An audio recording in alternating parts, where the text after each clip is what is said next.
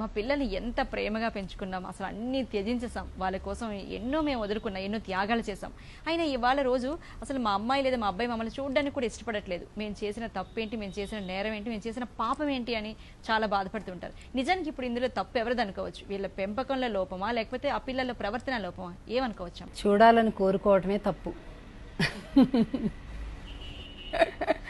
ఎందుకు చూడాలి కదా? అది మన పని కాదు.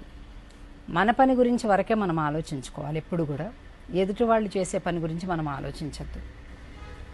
పిల్లలు చూడాలి చూడాలి చూడాలి అంటుంటారు పొద్దుస్తమాను. ఇదొకటి కొన్ని జనరేషన్స్గా మన మైండ్లలో అలా పెట్టేశారు. చూడాలి అనేది వాళ్ళ పని, నీ పని కాదు.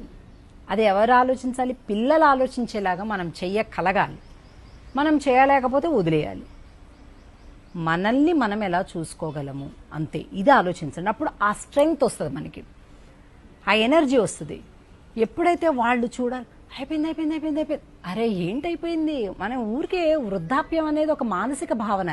వాస్తవానికి వృద్ధాప్యం శరీరానికి ఉంటుంది కొంతనే, కానీ ఎక్కువ మానసికతే ఉంటుంది. నేను అసలు ఆశ్చర్యపోతారండి.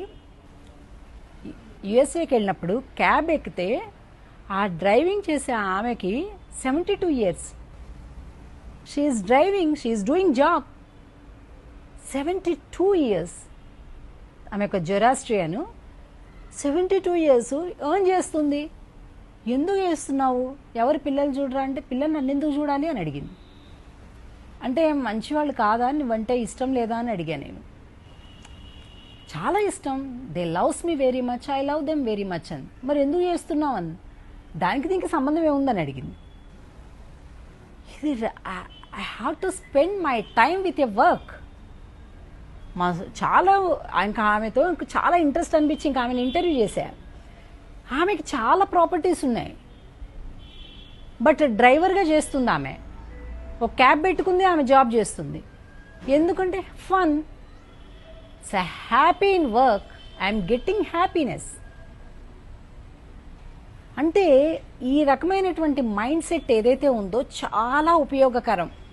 అది మన దురదృష్టవశాత్తు భారతదేశంలో లేదు. భారతదేశంలో కొన్ని రకాల పదాలు కొన్ని జనరేషన్స్ ఇలాగ మైండ్లలో ఉండిపోయినాయి.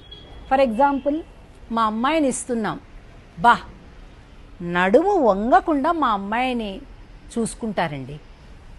మా ఒంటింట్లోకి వెళ్ళి పనిచేసే పని లేదండి మా అమ్మాయికి. అలాంటి అల్లుడు కావాలి, అలాంటి బాగా రిచ్ ఫ్యామిలీ కావాలి. మా అబ్బాయికి పెళ్లి చేస్తే వాడు ఎక్కడికి వచ్చింటే అక్కడికి కాఫీ కప్పు లేకపోతే భోజనం పట్టుకొచ్చే కోడలు కావాలి. నేను ఈ ఒక్క పని చేసి ఇంకా జీవితాంతం హాయిగా కాలు కాలేసుకొని కూర్చుంటాను. ఏంటిది పొద్దస్తు మాను. మీరు గమనించలేదో, కీన్గా చూస్తే సుఖము అంటే పని చేయకుండా ఉండడం అనేటటువంటి ఒక ఉద్దేశంలోకి వచ్చాను. ఇంకా మనం చెప్పకూడదు మీడియాలో, కానీ నిజమేంటంటే గవర్నమెంట్ జాబా అయిపోయింది, ఇంకా లైఫ్ సేఫ్ సెక్యూర్. ఏంటి అంటే పనే ఉండదు కదండి. అరే పనే ఉండకపోతే సుఖమా అంటే అలా పెట్టేశారు. పని చెయ్యడం, కష్టించి పని చేయటం అనేటటువంటిది ఉన్నత జీవితం అనేది ఎరేజ్ చేసేశారు. ఏమీ చేయకుండా కూర్చోవటం అనేది సుఖం. సుఖానికి మీనింగ్ మార్చేశారు.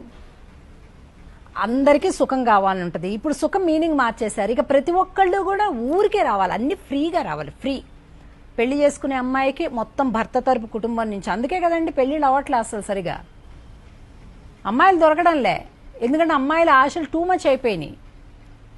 అందరికీ కోకాపేటలో ఇండిపెండెంట్ విల్లా ఉండే మొగుడే కావాలంటే ఎక్కడి నుంచి దొరుకుతాడు? అందరికీ పిఆర్ గ్రీన్ కార్డు ఉండే మొగుడే కావాలి, అమెరికాలో గ్రీన్ కార్డు ఉండే మొగుడే కావాలంటే ఎక్కడి నుంచి దొరుకుతారు? అంటే ఆశలకి లిమిటేషన్ లేదు. మనం ఏమీ చేయకూడదు, ఊరికే పక్కనోళ్ళు అన్నీ చేసేస్తే ఊరికే క్యాప్చర్ చేయాలి.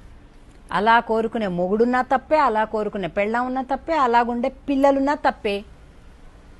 కాబట్టి ఆ ఫ్రీగా అన్నీ పొందాలి, కష్టించే స్వభావం లేకుండా ఉండాలి అనేటటువంటిది కొన్ని జనరేషన్స్ అలవాటైపోయి పాపం అందరు ఎలా తయారైపోయారంటే 50 ఏళ్ళు వచ్చాయి అని నీరసంగా పలకరు.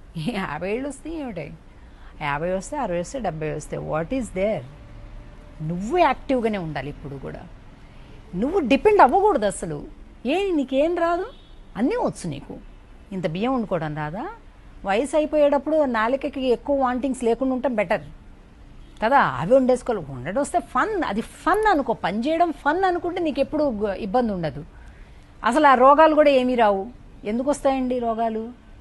రోగాలు ఎప్పుడు మన శరీరం మనం చెప్పినట్టు ఉంచుకుంటుంటే, మన మైండ్ను మనం చెప్పినట్టు ఉంచుకుంటుంటే రోగాలు ఎందుకు వస్తాయి? అసలు శరీరానికి రావు. కాబట్టి మనం ఆలోచనలో కానీ శారీరకంగా కానీ నిరంతరం ఆరోగ్యంగా ఉండాలి. డిపెండెన్సీ ఎప్పుడైతే లేదో రోగాలు రావండి. డిపెండ్ అవ్వాలనుకుంటున్న కొద్దీ రోగాలు వస్తుంటాయి. ఇది ఒకటే సూత్రం. కాబట్టి పిల్లలు చూడలేదు, అది తప్ప ఒప్ప అనే డిస్కషన్స్ పక్కన పెట్టాల్సిన టైం వచ్చేసింది మనకి.